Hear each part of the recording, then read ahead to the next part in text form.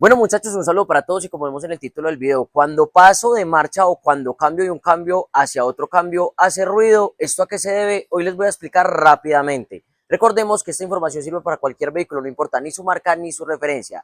El ruido excesivo al meter una marcha o al cambiar de una marcha a otra puede verse a que exista una holgura en el paso de los engranajes. Esto puede ser producido por el desgaste natural de la caja de cambios en la parte interna que se genera esa holgura con el paso del tiempo.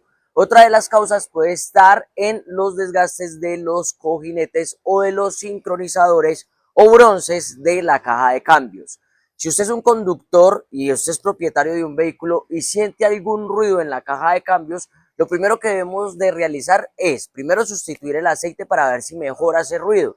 Si no mejora ese ruido, toca ya desmontar la caja de cambios, llevarla a inspección y verificar cuál de los piñones o cuál de los cojinetes tiene holgura para poderlos sustituir y que no hayan daños mucho más grandes o más graves a corto o a largo plazo.